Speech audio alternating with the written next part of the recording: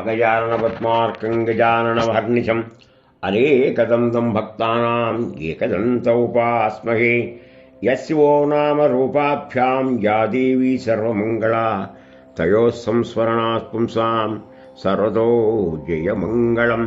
లాభస్తశే లాభస్తేషాం జయస్తేషాం కుతస్తేషాం పరాభవః ఏషా ఇందునికాగరో హృదయస్థో మహేశ్వర. ఆపదామపహర్తారం దాతారం సర్వసంపదాం లోకాభిరామం శ్రీరామం భూయో భూయో నమామ్యహం.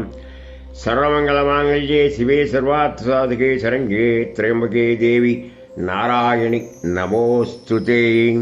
హరి ఓం. ఈనాడు వరసిద్ధి వినాయక వ్రతకల్పంలోని విశేషాంశాలు, గణనీయం గణపతీయం అనే విశేషం మీద లోతైనటువంటి విశేషాలని ప్రస్తావించాలని చెప్పి కోరుకుంటున్నాను. సాధారణంగా భాద్రశుద్ధ చవితి నాడు వరసిద్ధి వినాయక వ్రతకల్పం చేస్తారు. ఇందులో ముఖ్యంగా వ్రత విధానం, ఆ తర్వాత ఆయన యొక్క కథ, ఆ కథ మన అందరి యొక్క వ్యధలు పోగొట్టడమే కాకుండా మనలో ఒక ఆత్మస్థైర్యం, మనకి సహజత్వంగా ఎటువంటి కష్టాలైనా ఎలా అధిగమించవచ్చో చెప్పేటువంటి ఉత్తేజకరమైన విశేషాలు ఎన్నో చోటు చేసుకుంటాయి. అందువల్ల శమంతగణోపాఖ్యానం మనం ప్రతి సంవత్సరం చేసే వినాయక వ్రతకల్పంలో క్లుప్తంగా కాకుండా సంక్షిప్తంగా చెప్పుకుంటే దాని లోతుపోతుల్లో అవతార పురుషుడైన కృష్ణ పరమాత్మ కూడా అనేక రకమైన అపనిందలతో ఇబ్బందులతో తేరుకోలేని ఊబిలో ఇరుక్కున్నప్పుడు ఆయన ఎలా బయటపడ్డాడు, ఉపాధి అనేది వచ్చిన తర్వాత ఎలాంటి వాడికైనా కష్టాలు సుఖాలు తప్పు, సంకటాలు వచ్చినప్పుడు ఆ సంకటాలను అధిగమించి సహజమైనటువంటి జీవితం రావాలంటే సంకటహర గణపతి స్తోత్రం, సంకటహర గణపతి పూజ ఎలా చేయాలనేదాన్ని మన లోతుపాతులు విచారిస్తాం.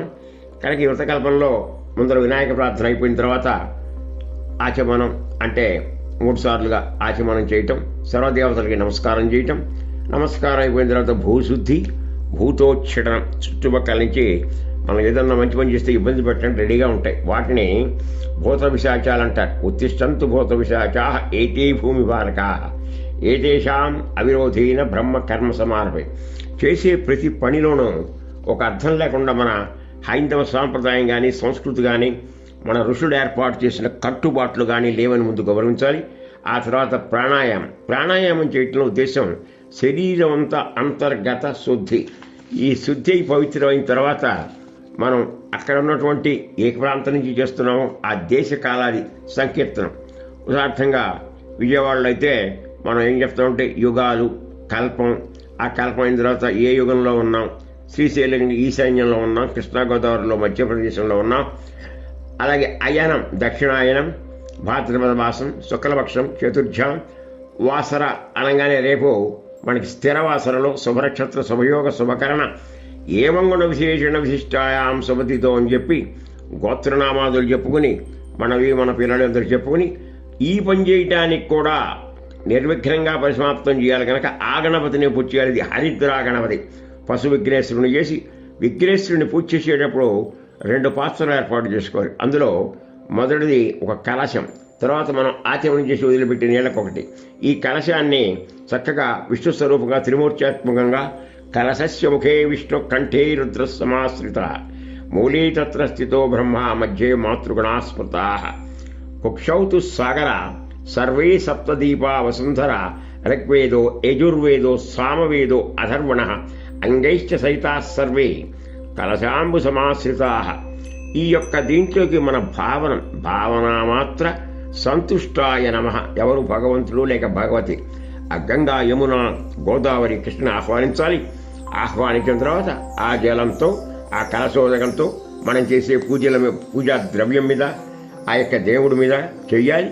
ఈ పశు విఘ్నేశ్వరుడితో పాటు పశు విఘ్నేశ్వరుడు పూజ అయిన మొదల మృత్తిక వాతావరణ కాలుష్యం లేకుండా ముఖ్యంగా మనం మృత్తికతో మట్టి వినాయకుడిని పూజించడం చాలా ఆవశ్యకం ఉంది. ఆ తర్వాత మర్యాదలని 16 రకాలుగా చేస్తాం. దానికి ప్రతిదానికి ఒక్కొక్కటి ఉంటుంది. ఈ పూర్తిగా ఈ పూజ అయ్యేదాకా నీవు మా ఎదురుగా ఉండి మీ కృపని మాకు తెలియజేయమని చెప్పి స్వామిన్ సర్వజగన్నాథ యావత్ పూజావసానగా తావత్వం ప్రీతిభావేన బింబేస్మిన్ సన్నిధిని గురించి చెప్పి ధ్యానం, అక్కడ ధ్యాన శ్లోకం ఒకటి చదవడం ఆయన గురించి. ఆ తర్వాత ఆయన వచ్చి కూర్చోమని చెప్పడానికి ఆవాహనం. ఆ తర్వాత 2 చేతులు ముడిచి ఆయన్ని స్వాగతించడం, స్వాగత దర్శనం. ఆయన కూర్చోవడానికి అనువైన నవరత్న ఖచ్చిత సింహాసనం ఏర్పాటు చేయటం. 5వది పాద ప్రక్షాళన. ఆయన మన ఎదురుగానే ఉన్నారనే భావంతో ఆయన 2 పాదాలు 2 సార్లు కాళ్ళు కడిగినట్టు మన పళ్ళెల్లో ఆ పవిత్ర జలం, ఏ కలశంలో జలం ఉందో వేసుకోవాలి. అలాగే అర్ఘ్యం 3 సార్లు, ఆచమనీయం 3 సార్లు. ఆ తర్వాత మధుపర్కం అనేటువంటిది అది 8వ ఉపచారం. ఆ ఉపచారం మధుపర్కం అంటే 2 రకాల పాలలో తడి ఉన్నటువంటి మధుపర్కం ఒకటి, ఒక దండలాగా వేయటం ఒకటి. మంత్రం ఏది ఉన్నా ధ్వది అజ్య మధు సంయుక్తం మధుపర్కం, దధి ఆజ్యం అంటే పెరుగు నెయ్యితో కలిపినటువంటి దాన్ని మనం వేయటం. ఆ తర్వాత పంచామృత స్నానాలు అంటే ఆవు పాలు, ఆవు పెరుగు, ఆవు నెయ్యి, తేనె, కొబ్బరి నీళ్ళు ఇలాంటివి కలుపుకొని వాటిని మనం ఏం చేయాలంటే ఒక వెండి గిన్నెలో తీసుకుని దాంతో తామరపాకుతో మార్జనం చేయటం. దాంట్లోనే పళ్ళ ఇది కూడా కలపచ్చు. అది అయిన తర్వాత మామూలు శుద్ధోదక స్నానం. ఆ శుద్ధోదక స్నానం అయిన తర్వాత మనం ఈ గంగా నది ఇవన్నీ తెచ్చామని చెప్పి దీంతో చెయ్యాలి. అన్నింటికి ముందర మనం ఇందాక చెప్పుకున్నాం హరిద్రా గణపతి పూజ అని చెప్పి ఆ పశు విఘ్నేశ్వరుడికి మామూలుగా కేశవనామాదులు చెప్పుకుని ముఖ్యంగా ఆయన 16 నామాలు ఉన్నాయి. సుముఖశ్చైకదంతశ్చ కపిలో గజకర్ణక లంబోదరశ్చ వికటో విఘ్నరాజో గణాధిప ధూమకేతురు గణాధ్యక్ష ఫాలచంద్రో గజానన అని చెప్పి ఆయనకి గూడం అంటే బెల్లం నైవేద్యం పెట్టి, అయితే ఇక్కడ ఉద్వాసన అనేది ఒక పక్కకి ఈశాన్యం వైపు తీసుకెళ్ళి ఇప్పుడు మామూలు ఈ యొక్క ఏదైతే మనం పూజలో చక్కగా అలంకరించినటువంటి మట్టి వినాయకుడు, ఆయన రకరకాల అలంకారాలు, ఇప్పుడు కలువ పూలు, మారేడు, ఇవి మనకి ప్రకృతి దేవుడు కనుక ప్రకృతిలో లభించేటువంటి 21 పత్రాన్ని 21 ఆకులు, 21 ప్రతి పనికి ఒక సంకేతం ఉంటుంది. 21 అంటే మన జ్ఞానేంద్రియాలు 5, కర్మేంద్రియాలు 5, పంచభూతాలు 5, పంచ ప్రాణాలు ప్రాణ అపాన వ్యాన ఉదాన సమాన, వీటన్నింటికీ వెనకాల మనస్సు పెట్టి చేసేటువంటి ఏకాగ్రతగా చేసే మనస్సు ఒకటి. ఈ మొత్తం కలిపితే 21. ఆ తర్వాత వస్త్రం, అలాగే జ్ఞోపవీతం, తర్వాత విభూతి. విభూతి అంటే ఏదో తెల్లగా ఉన్న విభూతి అంటే ఐశ్వర్యం. విభూతి యోగం అని కూడా మన భగవద్గీతలో ఒకటి ఉంది. కానీ దాంతో ఆ తర్వాత పుష్పముంచినటువంటి గంధంతో ఒక ఉపచారం. అక్షతలు. అక్షతలు అంటే కొంచెం సంస్కృత అర్థం, శతము కానివి అక్షతలు. నడుము విరగని బియ్యాన్ని శ్రద్ధగా పూర్తి చేసి దాన్ని ఈయనకి ఎరుపు రంగు ఇష్టం కనుక కుంకుమ లేక చంద్రం కలిగిన వాటితో తయారు చేసి వేయాలి. అలాగే మన విభవ కొద్దీ, మన శక్తి కొద్దీ, శక్తి లేని వాళ్ళు ఎక్కువగా చేసినా, శక్తి ఉన్న వాళ్ళు తగ్గించేసిన క్షమార్హులు కారు కనుక రకరకాల ఆభరణాలతో 15 చేస్తే తర్వాత సింధూరం. ఆంజనేయస్వామికి ఈయనకి కూడా సింధూరమే.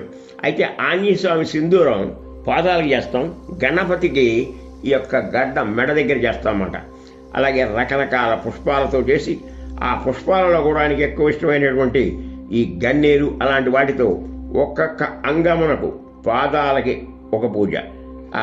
అలాగే ఏకదంతాయ నమః, అలాగే శూర్పకర్ణ విశాలమైనటువంటి చెవులు, అలాగే పిక్కలు, తొడలు, ఉరువు పూజయామి, హేరంబాయ నమః, కటిం పొట్ట, ఉదరం, నాభి అంటే బొడ్డు దగ్గర, హృదయ స్థానంలో, కంఠం దగ్గర, మన భుజాల దగ్గర, చేతుల దగ్గర, ముఖం అంతా కలిపితే వక్త్రం, అలాగే నేత్రాలు, కర్ణాలు, లలాటం, ఇలా ఇవన్నీ చేస్తూ విషయం కన్నా శ్రద్ధయా లభతే విద్య, శ్రద్ధవాన్ లభతే జ్ఞానం అనే విషయాన్ని మనం గుర్తుంచుకోవాలి. ఇప్పుడు 21 పత్రాన్ని ప్రకృతిలో లభ్యమయ్యేటువంటి 21 పత్రాలు ఔషధీ గుణము కలిగినవి గనక ఆ తర్వాత ఇవన్నీ చివరికి నిమజ్జనం ఆయనది పృథ్వీతత్వం కనుక మట్టిలోంచి వచ్చినవాడు కనుక మళ్ళా నీళ్లలో కలిపితే ఆ నీళ్లు కూడా కాలుష్యం పోయి చక్కటి ఆయుర్వేద లక్షణాలుండి మరి వాతావరణ కాలుష్యం, నీటి కాలుష్యాన్ని దూరం చేస్తాయి. అందులో ముఖ్యంగా మాచీపత్రం, అలాగే బృహతీపత్రం, బిల్వపత్రం శివుడికి, మరి శివసుతుడైన గణపతికి, లక్ష్మికి, విష్ణువుకి అందరికీ ఇష్టం కనుక బిల్వపత్రం. తర్వాత దూర్వాయుగ్మం, గరిక. ఈ గరిక అనేది చాలా నువ్వెంత తృణప్రాయం అని అందరం హేళన చేస్తాం, కానీ గరికకి ప్రత్యేకమైన విశేషం ఉంది. ఒక రాక్షసుడిని చంపి ఆయన చాలా ఇబ్బంది పడితే గరికెతో తయారైనటువంటి ఒక ఒక సెయ్యిలాగా ఏర్పాటు చేసి గరిక రసం పడితే ఆయన కోలుకున్నాడు. అందుకని గరిక, ఆ గరికతో కూడా ఒక ప్రత్యేకమైన పూజ కూడా తర్వాత వస్తుంది. ఉమ్మెత్త, రేగు, ఉత్తరేణి, కోవిదారం, దేవి కాంచనపత్రం, అలాగే ఇలా అన్నీ మనం ఒక్కొక్కటే శ్రద్ధగా చేసుకుంటూ పోతే మామిడి, అన్నింటికన్నా ఎర్ర పుష్పం కరవీర పత్రం, అదే గన్నేరు, కరవీరపురమే కలహాపురం, అదే కొల్హాపూర్ లక్ష్మి యొక్క నివాస స్థానం. విష్ణుక్రాంతం ఇందాక చెప్పాను, దానిమ్మ, దేవదారు, మరువకం, వావిలాకు, జాజియాకు, ఇంకా ఆర్యపత్రం, జమ్మి అంటే శమయతే పాపం అని చెప్పి ఏ పత్రం తీసుకున్నా వాటి యొక్క ఔషధీ గుణాలు విశేషం కాకుండా ఇవన్నీ దేవతా పత్రాలు. నేరేడు, వెలగ, అన్నిటికైనా అర్కపత్రం అని మహా ఇష్టం, జిల్లేడు, ఇలా 21 పత్రాలు చేసి ఆ తర్వాత అష్టోత్తర శతనామావళి చేయాలి.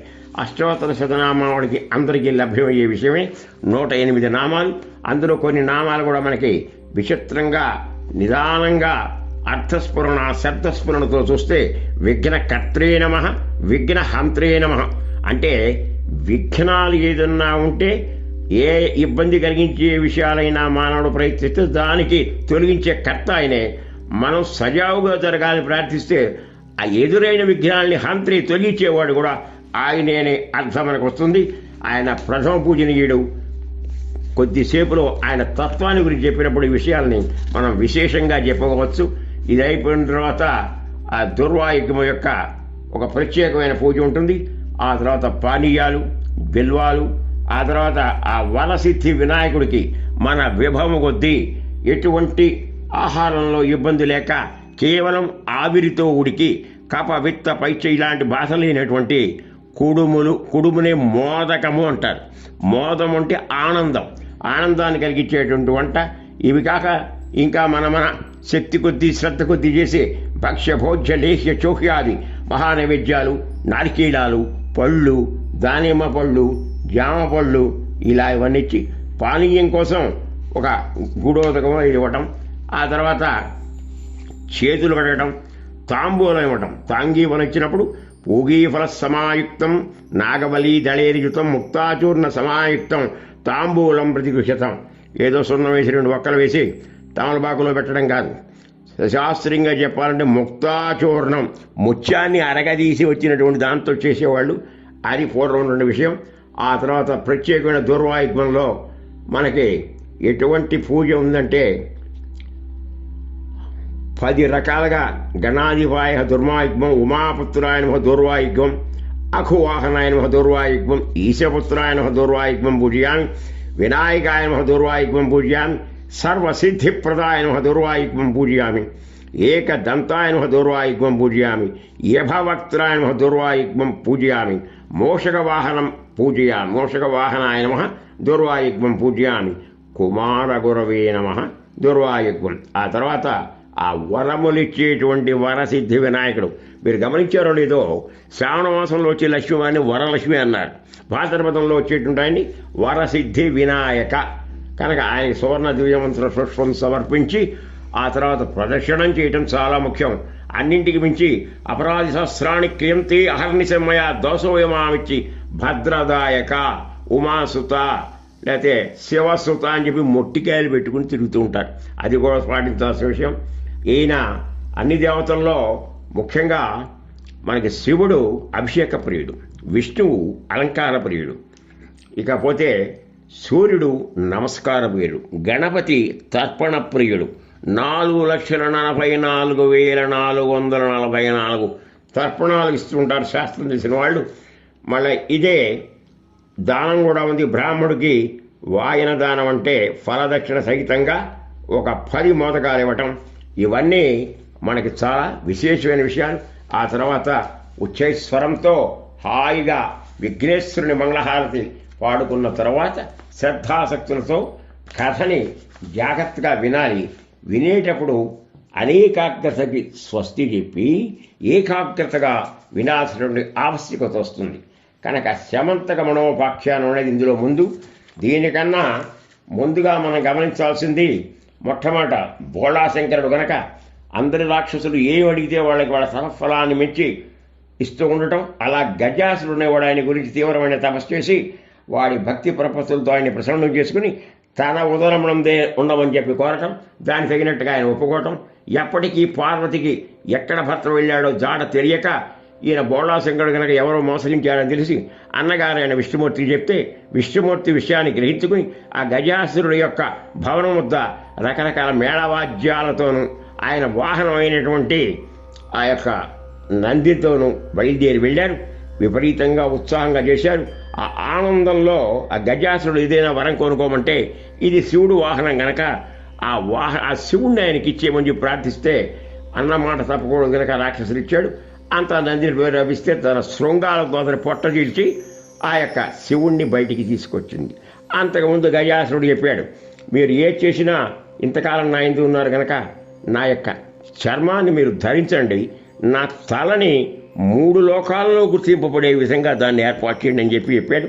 ఆ ప్రకంగా పెడితే భర్త వస్తున్నాడని చెప్పి ఎదురుతిందులు చూసే పార్వతి ఎంతో కాలానికి వస్తున్నాడన్న ఆనందంలో తాను నలుగు పెట్టుకున్న పిండితో ఒక బొమ్మని చేసి ఆ బొమ్మకి ఒక రకమైనటువంటి ప్రాణం, ఇటువంటి ప్రాణం అయితే ఇచ్చింది. కానీ ఇక్కడ గమనించాల్సిన విషయం ప్రజ్ఞ వల కనుక ప్రజ్ఞ లేని ప్రాణం ఏమిటంటే మనకేదో మనం ఎలా చెప్తే అలా నడుస్తుంది, కూర్చుంటుంది. రోబో అనుకోండి మీ భాషలో, ఇవాటి భాషలో. అలా గుమ్మం దగ్గర కాపలా పెట్టింది, ఎవరైనా వస్తే లోపల రానివద్దాయి. ఆ విధంగా అతను చేస్తూ ఉంటే ఈ లోపల శివుడు రావటం, ఆనందోత్సాహాలతో ఈ బాలుడు అడ్డగించడం, ఆయన వెంటనే త్రిశూలంతో ఇతని యొక్క శిరస్సు ఖండించడం, ఖండింపబడ్డ శిరస్సుతో అతను ఈ లోపల చాలా ఇదవటం. ఇంతలోకి పార్వతీ పరమేశ్వరులు ఆనందంగా అన్ని కబుర్లు చెప్పుకుంటూ భోజనాలు అయ్యాక ఆ గుమ్మం దగ్గర కావలి ఉంచిన పిల్లవాడి ప్రస్తావన రాగా తాను చేసిన తప్పిదము తెలుసుకుని తన వెంట తెచ్చుకున్న చొట్టి ఆ గజాసురుని యొక్క శిరస్సు ఈయనకి అతికించి పునఃప్రాణ ప్రతిష్టాపన చేశాడు. ఇక్కడికి మళ్ళా పునరుజ్జీవనం అంటే అలాంటి విఘ్నేశ్వరుడు కూడా ముందర విగ్రహం కలగడం, ఆ తర్వాత విగ్రహం నుంచి బయటపడటం జరిగింది కనుక ఆ తర్వాత అన్ని లోకంలో నుండి యక్ష కిన్నర గంధర్వ కింపురుషులు దేవతలు ఋషులు మేము ఏ పని చెప్పినా చేసినా సజావుగా సాగేటట్టుకు నిర్విఘ్నంగా సాగేటట్టు ఒక గణాధిపత్యగా మాకు కావాలి ప్రసాదించమని చెప్తే పరమేశ్వరుడు ఆలోచించి గణం అంటే కూటమి, ఏ కూటమైనా సరే అన్ని కూటములకి ఏకైక నాయకుడు, అనేకాయిక నాయకుడైన నాయకుడు లేని నాయకుడు కనుక విశిష్టమైన నాయకుడు కనుక వినాయకుడు. ఈ వినాయకుడిని పిలిస్తే అప్పుడు అన్న తమ్ముడు ఇద్దరు, ఒకడేమో చిన్నవాడికి గురు కుమార గురవే నమః అని మన గణపతి స్తోత్రాలు చెప్తాం. రెండోవాడు సుబ్రహ్మణ్యేశ్వర స్వామి అగ్ని నుంచి ఉద్భవించినటువంటి జ్ఞాన ప్రదాత, తండ్రికి ప్రణవాన్ని ఉపదేశించినటువంటి మహనీయుడు. నేనంటే నేను ముందుకొస్తే ఎవరిని కాదలేనటువంటి పరమేశ్వరుడు మీలో ఎవరైతే ముందుగా అన్ని కల్పాలలో ఉన్నటువంటి అన్ని నదుల్లో స్నానం చేసి ముందుగా వస్తారో వాళ్ళకి ఆధిపత్యం ఉన్నాడు. అలాగే అని ఆ మాట వినియాలంగానే నెమల మీద మయూర వాహనుడైన ఆ సుబ్రహ్మణ్య స్వామి రెవ్వున వెళ్ళిపోయాడు. ఈ లోపల గణపతి చిన్ని అడుగులు వేసుకుని తండ్రి దగ్గరికి వచ్చి, ఈ పోటీ ఏమిటి స్వామి, నా అసమర్థత తెలిసియే మీరు నాకు ఈ పోటీ ఏర్పాటు చేశారంటే ప్రసన్నవతుడైన పరమేశ్వరుడు ఇలా చెప్పాడు, నువ్వు బాధపడకు, దీనికి తగినట్టుగా నీకు ఒకటి చెప్తాను. జలములలో నివసించేవాడు నారాయణుడు, ఆయన యొక్క ప్రసన్నత కావాలంటే నువ్వు సజావుగా అష్టాక్షరీ మంత్రాన్ని దీక్షతో ఉపవసించున్నాడు. అలాగే అని చెప్పి దీక్షతో ఇస్తూ ఆయన యొక్క ప్రజ్ఞ పెరిగింది కనుక ఇప్పుడు ఇంకో విశేషంగా ఆలోచించాడు. దీనితో పాటు జీవితంలో ఎవరికైనా ప్రథమ పూజితులు ప్రథమ పరిచితులైనటువంటి తల్లిదండ్రులకు అగ్రస్థానం ఇవ్వాలి కనుక వాళ్ళ చుట్టూ తిరుగుతూ ప్రదక్షిణం చేస్తూ ఈ యొక్క మంత్రానుష్ఠానం చేస్తే మరింత విశేషం ఉంటుందని చెప్పి తనగా తను ఆలోచించాడు. కారణం తల గజ తెలివి. ఆ ప్రకారం చేస్తూ ఉంటే ఎన్ని నదులలోకి సుబ్రహ్మణ్యేశ్వరం వెళ్ళినా ఎదురుగా ఆయన రావటం మొదలెట్టాడు. ఇదే అనేక కల్పాలలో జరిగింది. చివరికి తండ్రి దగ్గర రంగానే అప్పుడే నమస్కారం కూడా చేస్తుంటే తన అసమర్థతను అడిగి ఆ పదవిని అన్నగారికి ఇమ్మని చెప్పాడు. చెప్పిన తర్వాత భాద్రపద శుద్ధ చతుర్థి నాడు ఈ యొక్క పట్టాభిషేకం గణేశ యొక్క ఈ యొక్క ఆధిపత్యం, విఘ్నాధిపత్యం అన్ని గణములకు ఇచ్చారు. ఆ రోజున సమస్త లోకాల్లో ఉన్న జనులు వాళ్ళ ఉత్సాహం కొద్దీ, శక్తి కొద్దీ, విభవము కొద్దీ ఉండ్రాళ్ళు, కుడుములు, ఇంకా రకరకాల భక్ష్యాలు అవన్నీ ఇచ్చాడు. తిన్నన్ని తిన్నాడు, కొన్ని వాహనానికి అనింజుడు అనే వాడికి ఇచ్చాడు. వాళ్ళంతా నెమ్మదిగా అన్ని లోకాలు సంచరిస్తూ ఈ లోపల చంద్రమండలానికి వెళ్ళారు. అదొక రక కథ. తండ్రి దగ్గరకు వచ్చి సాష్టాంగ నమస్కారం చేయలేక ప్రయాసపడుతున్నారనేది మనకి నిత్యకృత్యంలో వచ్చి వినాయక కల్పం. కానీ ఈయన అన్ని మండలాల్లో చంద్రమండలం కడితే చంద్రుడు మరుగుజ్జువాడు, అంచును నాట్యం చేస్తూ ఆనందంగా వస్తున్నాడని చెప్పి ఒక రకమైన హేళనగా నవ్వితే అన్నీ గ్రహించినటువంటి ఆ యొక్క గణపతి కోపించిన వాడవై నీ ముఖము ఎవరు చూస్తారో వాళ్ళు నీలాపనిందలు పొందెదురుగాక. అందువల్ల ఆ శాపానికి తగినట్టుగానే చాలా ఇబ్బంది పడ్డాడు. ఎక్కడ ఒకరు స్తంభించిపోయాయి. ఆ భయానికి ఎవరికి ముఖము చూపించలేక సిగ్గుతో క్షీరసాగరములో క్షీరసాగర చంద్ర సహోదరిని లక్ష్యం గారు అంటారు. ఆవిడ కూడా క్షీరసాగరం నుంచి వచ్చిన అక్కడికి వెళ్ళి దాక్కున్నాడు. ఈ లోపల అందరూ సమావేశమై ఋషులు, విష్ణుమూర్తి, మరి బ్రహ్మ, ఇది తగిన పని కాదు నాయనా గణపతి, నువ్వేదో తొందరపాటులో నీ కోపం కొద్దీ శపించావు, కానీ దీని పర్యవసానం కూడా ఆలోచించు. చంద్రుడు ఓషధకర్త. అతను లేకపోతే అన్ని సంసారాలలో చికాకులు, చిటపటలు, రుసరుసలు ఉంటాయి. దానివల్ల ఏ కుటుంబం సజావుగా సాగదు. ఒకటే పైగా ఒక చంద్రకిరణాల సోకిడితోనే ఓషధులు ఏర్పడతాయి, ఆహార ధాన్యాలు గట్టిపడతాయి. ఇంత ప్రకృతిలో ఇన్ని రకాలైనటువంటి సమతౌల్యం రసించి ఇబ్బంది పడుతుంది కనుక కొంచెం సడలించమనడగా ఏ రోజున అంటే ఏ భాద్రపద శుద్ధ చతుర్థి నాడు నవ్వాడు ఆ రోజు చూడకూడదని శపిస్తే అయి తెలుసుకున్న చంద్రుడు అమ్మయ్య అని బయటపడ్డాడు. ఈ కథ ఇక్కడితో అయితే లౌకికమైన ప్రపంచంలో ఆ యొక్క ద్వారకలో కృష్ణ సన్నిధానంలో సత్రాజిత్తుడని ఒక వ్యాపారి ఉన్నాడు. అతని కుమార్తె సత్రాజిత్తు యొక్క కుమార్తె సత్యభామ. ఆవిడ భూదేవి అవతారం. ఆ సత్రాజిత్తు గొప్ప సూర్యోపాసకుడు. సూర్యుడిని మెప్పిస్తే సూర్యుడు చాలా వాత్సల్యంతో అతనికి శమంతక మణి అని చెప్పి ఒక విలువైనటువంటి మణి ఇచ్చాడు. ఆ మణి ధగాయమానంగా కళ్ళు విరిపెట్టలేకగా ఉంటుంది. మరొక విశేషం, అది ఎక్కడైతే ఉందో ఆ ప్రదేశంలో ఆ దేశంలో ఎలాంటి కరువు కాటకాలు ఉండవు సరికదా. అది నిత్యము దగ్గర ఒక 20 టన్నులు అంటే దగ్గరగా రఫ్గా చెప్పాలంటే 50,000 కేజీల బంగారం పడుతుంది. ఆ బంగారం ఎందుకైనా ఉపయోగించవచ్చు. కృష్ణుడు ఈ విషయం తెలుసుకుని సత్రాజిత్తుతో ఇది నీలాంటి వాడి దగ్గర ఉంటే ప్రయోజనం ఏమిటి, మన రాజుగారికి ప్రజాహిత కార్యక్రమాలు చేసి దేశాన్ని సస్యశ్యామలంగా ఎంతగానో తయారు చేస్తారంటే ఏ తెలివితో కూడా అలాంటి పని చేస్తాడని చెప్పి వినల. అయినా సత్రాజిత్తు కృష్ణుడు ఎందు భయం కలిగి అతను ఏమైనా చేయవచ్చున్న భయంతో దాన్ని ఒక మణిలో ఒక దీంట్లో కూర్చి తమ్ముడైన ప్రసేనుడికి ఇచ్చాడు. ఆ ప్రసేనుడు అది తను మెళ్ళో ఒక లాకెట్టెల్లో పెట్టుకుని వేటకు వెళ్ళాడు. వేటకు వెళ్ళగా ఆ వేటలో కొంత దూరం వెళ్ళంగానే అతని మెడలో మెలిసేటువంటిది ఏదో మాంసఖండమని భ్రమించి ఒక సింహం ఆయన తునిమి ఆ యొక్క ప్రసేనుణ్ణి చంపేసి అది తీసుకొడితే ఇంకొక భల్లూకం అంటే పూర్వ రామావతారంలో ఆయన జాంబవంతుడు ఆయన మీద దాడి చేసి అతన్ని ఆ సింహాన్ని చంపి తన గుహలోకి తీసుకెళ్ళి గుహలో ఆ యొక్క ఉయ్యల్లో పడుకున్న పిల్లవాడికి ఆట వస్తువుగా పెట్టింది. ఆట వస్తువుగా పెట్టి ఒక ఆమె అతని పేరు సుకుమారుడు. ఇక్కడ మార్పు వస్తుంది. అతని ఉయ్యను ఊపుతూ ఉంటుంది. ఈ లోపల కృష్ణుడు వచ్చాడు.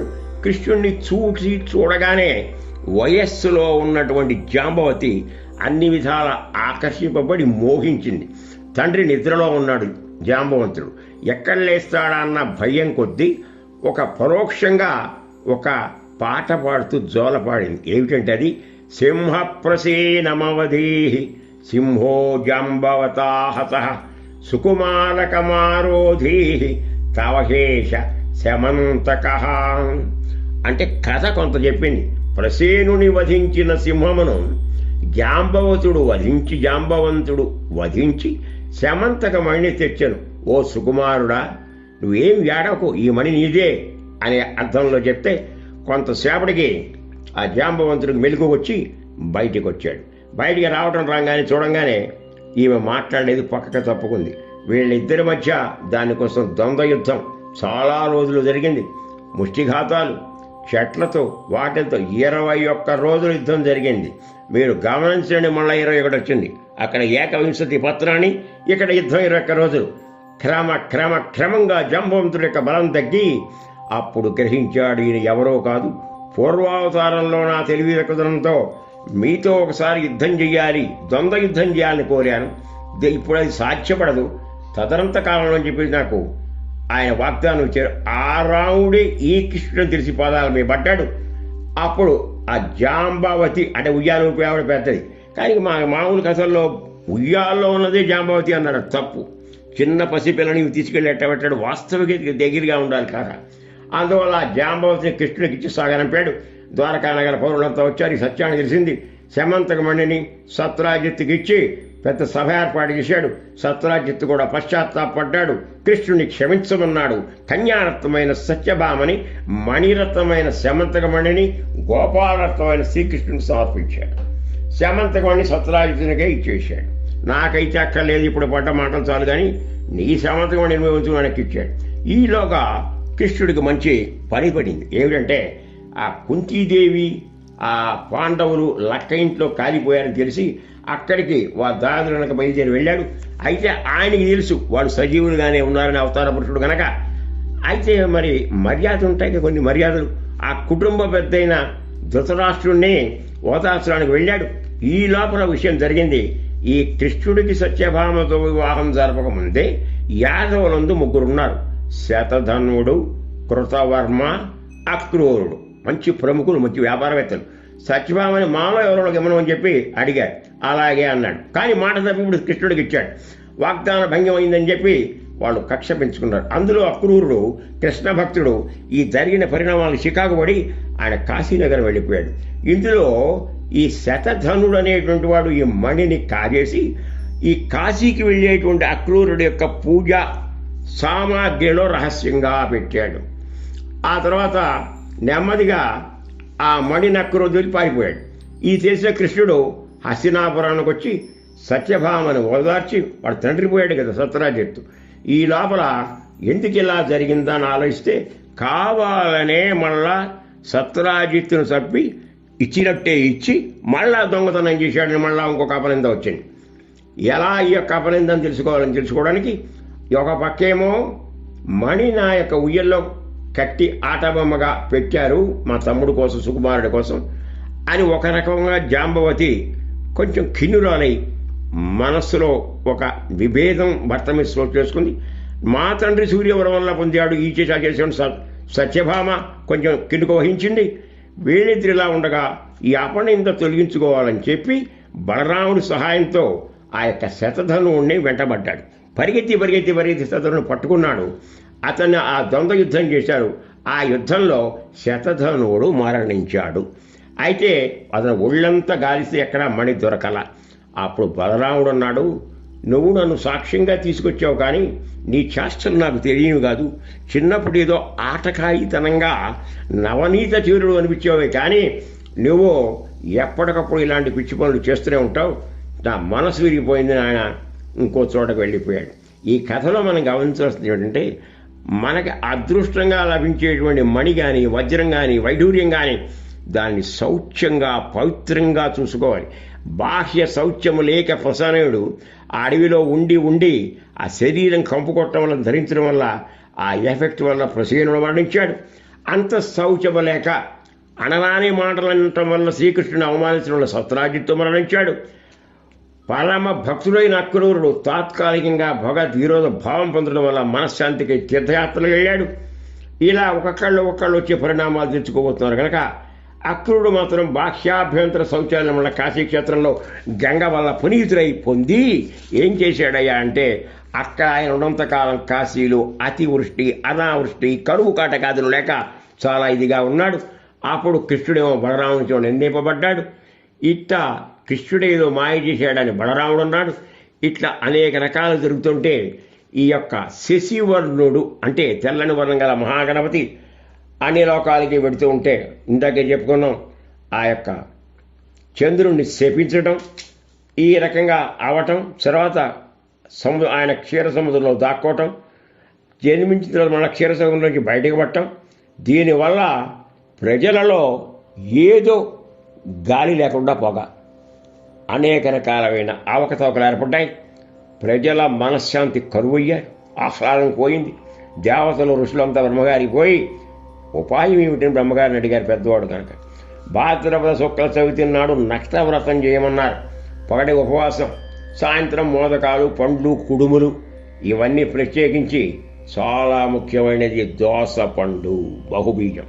ఆ దోస పండు నివేదన చేసి ఆ యొక్క గణపతికి నివేదించాలి. ఆ వ్రతం నడిచి వినాయకుని అనుగ్రహం పొందాలి. అంతలో వినాయకుడు తన అవతార దినమైన భాద్రపద శుక్ల చవితి నాటి రాత్రి తప్ప మిగిలిన రోజులు చంద్రుని చూసినా ఎలాంటి నిందలు కలవని చెప్పారు. దానికి తగినట్టుగానే జరిగింది. ఆ తర్వాత అందరి యొక్క నారదుడు ఇచ్చాడు. ఆయన నారం దదాతి ఇతి నారద, జ్ఞానం ఇచ్చేవాడు. నీరుడు కూడా బ్రహ్మగారు ఒకసారి విష్ణుపాదాలు అడగాలంటే సహాయం చేశాడు. అలాంటి ఆయన సలహా మేర కృష్ణుడు నేను కూడా వినాయక వ్రతం చేస్తాన్నాడు. వెంటనే వినాయకుడు ప్రత్యక్షమై శ్రీకృష్ణుడికి వచ్చిన అర్థం తొలగిపోవునని మంగళవాక్కులు పలికాడు. కనుక శుక్ల చవితి నాడు తనను పూజించి ఈ శమంతకోపాఖ్యానం విన్నవారికి, చదివిన వారికి అపనిందలు కలగమని వినాయకుడు వరం ఇచ్చాడు. ద్వారకా నగరంలో మలిగిన క్షామ నివారణకు మళ్ళా అక్రూరుడు కాశీ నుంచి వచ్చాడు. రాగానే ఇక్కడ అంత సజావుగా కరువు కాటకాలు పోయాయి. ఆ పరమభక్తుల వల్ల వచ్చిన అపనిందలు పోయాయి. లోపల బయట సౌఖ్యముల అక్రూరుని వద్ద ఆ శమంతకమణి, దానివల్ల వచ్చేటువంటి కాశీలో ఉండగా వచ్చేటువంటి ఇదంతా దాన ధర్మాలుగా ఆయన ఉపయోగించాడు. ఈ వ్రత సమయం ముందు జాంబవతి ఈ ఉయ్యాలలో ఓపుచు ఆ సుకుమారుడి పడి శ్లోకం మాత్రం తప్పకుండా పఠించాలి. ఇంకొకసారి చెప్పుకుందామా? సుకుమారకమారోదీ అనగా ఆ సుకుమారుడే మనమే. పోతే హేషా శమంతక అనగా ఇప్పుడు గోపాలరత్నం, గణేశరత్నం కూడా మనమై వారి అనుగ్రహం వల్ల ఆయు ఆరోగ్య అష్టైశ్వర్యాలు పొందుతామని చెప్పి ఈ శమంతకోణాఖ్యానం వస్తుంది. కనుక శివ కుటుంబాన్ని గురించి కన్నా మనం తరచు చూస్తే వాళ్ళ కుటుంబంలో ఉన్న ప్రశాంతత ఎక్కడా లేదు. ఆ శివుని యొక్క వాహనం సింహం, ఎద్దు. అమ్మవారి యొక్క వాహనం సింహవాహిని. పెద్ద కుమారుడు గణపతి యొక్క వాహనం మూషికం. మూషికం అంటే మూష్ అంటే వాసన ద్వారా విషయాలకు వెళ్ళేటువంటిది. ఇక చిన్న ఆయన వాహనం నెమలి లేక పాము. ఇక్కడ పరస్పర విరోధ భావాలున్న జంతువులన్నీ ఒకే చోట ఉంటూ వాటిలో ఉన్న వైవిధ్యం, విరోధాలను విస్మరించి కలిసిమెలిసి ఉండి వసుధైక కుటుంబంగా ఉన్నాయి. అందువల్ల దీని నుంచి కలిలో ఈ గణపతి వ్రతం లేక వినాయక వ్రతం యొక్క విశిష్టతలో తల్లిదండ్రుల్ని గౌరవించడం, తల్లిదండ్రుల్ని పూజించడం, తల్లిదండ్రులు ప్రథమ పూజనీయులని గుర్తించి వాళ్ళ ఎడల వినయ విధేయతలతో శ్రద్ధగా గనక చేస్తే దాని తగినటువంటి సత్ఫలితాలు సద్యోజాతం సత్వరంగా ఏర్పడతాయనేటువంటి సందేశం. కనుక మానవుడు తన యొక్క వ్యక్తిగత వికాసాన్ని అంటే పర్సనాలిటీ డెవలప్మెంట్ చేసుకోవడానికి ఇవన్నీ పాటించాలి. ఆయన అవయవ నిర్మాణం అనేక విషయాల్లో మనం విన్నాం. అదే అధర శిక్షణలో ఆయన ఎంతగా స్తుతించారంటే త్వం బ్రహ్మ, త్వం విష్ణు, త్వం రుద్ర, త్వం ఇంద్ర, త్వం అగ్ని, త్వం వాయు, త్వం సూర్య, త్వం చంద్రమా, త్వం బ్రహ్మ భూర్భువస్వరో లోకం. ఇన్ని రకాలుగా గుర్తింపబడే కన్నా అష్టోత్తరంలో సర్వదేవతామూర్తయే నమః అనే విషయాన్ని మనకు చెప్పారు. కనుక అనేక రకాలైనటువంటి కాలత్రయాతీత, ఇది గణపతి అథర్వోపనిషత్తులు అంటే కాలాన్ని ఆయన చేతుల్లో పెట్టినటువంటి వాడు. కనుక నిష్ఠగా పూజ చేసేటువంటి వాళ్ళకి గణపతి తాలూకు విశేషాంశాలు మరి గణపత్యోపనిషత్తు, ఈ గణేశ్వర పురాణం, వీటిలో మనకి అనేక విషయాల్లో ద్యోతకం అవుతుంది. అన్నింటికీ మించి ఆయన కాలత్రయాతీతుడే కాకుండా మరి ఒక్కసారి చెప్పాలంటే లలితామ్మవారి దాంట్లో వచ్చిన అనేక విషయాల్లో కూడా మనకు అర్థమయ్యేటువంటి ఇవి ఏర్పడతాయి. మత్తేభ వక్త్ర షడ్వక్త్ర వత్సలాయ నమః అని ఉంది. మత్తేభ వక్త్రం అంటే ముఖం, మత్తేభం అంటే ఏనుగు ముఖం గలవాడు గణపతి. షడ్వక్త్ర 6 ముఖాలు గలవాడు సుబ్రహ్మణ్య స్వామి. వాళ్ళిద్దరి మీద వాత్సల్యం ఉన్నది. అంటే ఏమిటి ఇక్కడ? గణపతి సుబ్రహ్మణ్యం చిరోవైపు ఉంటే మధ్యలో ఎవరున్నారో అమ్మవారు పిల్లలిద్దరిని పెట్టుకుని. అంటే గణపతి వచ్చేటువంటిది మొట్టమొదట భాద్రపద మాసం, తర్వాత వచ్చే ఆశ్వీజం అమ్మవారిది, ఆ తర్వాత వచ్చేది కార్తీకం సుబ్రహ్మణ్యేశ్వర స్వామి. ఇలా మాసాలని చెప్తూ కార్తీక నుంచి బ్రహ్మంలోనే మనకి సుబ్రహ్మణ్యేశ్వర శివుడు వస్తాడు. ఇలా గణేశ జననం మీద కూడా మనకి చాలా కథలున్నాయి. అనేక గణేశ పంచాయతీల్లో కూడా గణేశుడిని కేంద్రంగా తీసుకుంటే ఆగ్నేయంలో శివుడు, ఈశాన్యంలో విష్ణువు, అలాగే మనకి నైరుతిలో సూర్యుడు, అలాగే అంబిక అమ్మవారు వాయువ్యంలోనూ ఏర్పాటు చేసుకుంటారు. విధి విధానంగా అన్ని స్తోత్రాలు ఇవన్నీ చేసుకున్నటువంటి గణనీయమైనటువంటి గణపతికి జిల్లేళ్ల వేరుతో చేసేటువంటి శ్వేతార్క గణపతి అంటే ఆయనకి ఎంతో ఇష్టం. ఇలా ఎన్నో విశేషాంశాలు చోటు చేసుకున్నాయి కనుక మనం ఎంతగా ఆయన గురించి కొనియాడినా తెలుసుకున్నా తరగనిది కాదు. ప్రకృతి దేవుడు, మన కష్టాల నుంచి బయటికి తీసుకొచ్చేటువంటి సంకటహరుడు. అలాంటి సంకటహర గణపతి అనేటువంటిది మనకి చాలా విశేషాంశం. అందువల్ల ఆయన ఒకానొక సందర్భంలో ఈయన పూజ్యనీయుడు, ఆది పూజ్యుడు కనుకనే త్రిపురాసుర సంహారంలో ఆ అసురులు కోరిన కోరికపై ఆ 3 నగరాలు ఒకే సరళ రేఖలో వస్తే గానీ ఆయన బాణంతో ఇచ్చేయలేడు, అవి రాల. అప్పుడు నారదుడు సలహాతో ఇది మన యొక్క బాంధవ్యాన్ని పక్కన పెట్టి ఆయన్ని గురించి స్తుతిస్తే నీకు అన్ని సజావుగా జరుగుతాయని చెప్పి నారదుడు సలహాతో ఆ యొక్క పరమేశ్వరుడు త్రిపురాసుర సంహారంలో, అలాగే భండాసురుని వధలో వీళ్ళంతా నిశ్చేదులైపోతే అప్పుడు ఆవిడ ఆ యొక్క లోకాన్ని కామేశ్వర లోక, ఆ లోకాన్ని చూసి అవలోకం చేసి ముఖ కల్పిత అలా చేయంగానే వెంటనే అక్కడి నుంచి మనకి లక్ష్మీ గణపతి ఆవిర్భావం. అందులోనే మనకి ఉచ్చుకోదగ్గ ధ్యాన శ్లోకం బీజాపూరగదిక్షు కార్ముకల సచ్చక్రాబ్జపాసోత్పల వీహగ్రస్సవిషాణరత్న కలశ ప్రోజ్జత్కరాంభోరు ధ్యేయో వల్లభయా సపద్మకరయా సృష్టోజ్వలద్భూషయా విశ్వోత్పత్తి విపత్తి సంస్థితకరో విఘ్నో విశిష్టార్థత. ఇందులో 10 చేతులు 10 ఆయుధాలు అన్నమాట ఉన్న బీజాపురం అంటే దానిమ్మ పండు. దానిమ్మ గింజలో నుండి ఎర్రని గింజలు, వాటి సంకేతం ఏమిటంటే బ్రహ్మాండాలు. ఎన్నో బ్రహ్మాండాలు, కొత్త సూర్యుళ్ళు, పాత సూర్యుళ్ళు, రాబోయే సూర్యుళ్ళు, ఇన్నింటినీ ఒక బంతిలాగా ఆయన చేతిలో పెట్టుకుని బ్రహ్మాండ నాయక ఏ రకంగా స్తుతిస్తూ భక్తిభావంతో ఆయన కృపకి అందరూ పాత్రవ్వాలని ఆశిస్తూ మీకు ఆరోగ్య అష్టైశ్వర్యాలు ఆ గణపతి ప్రసాదించాలని ఆయనే వరపతి స్థిరపతి గణపతి అని చెప్తూ ఇంతటితో ముగిద్దాం. ఓం సహనావతు సహనౌ గుణతు సహ వీర్యంగరవావహై తేజస్వినావధీతమస్తు మా విద్విషావహై. ఓం శాంతి శాంతి శాంతి. హరి ఓం.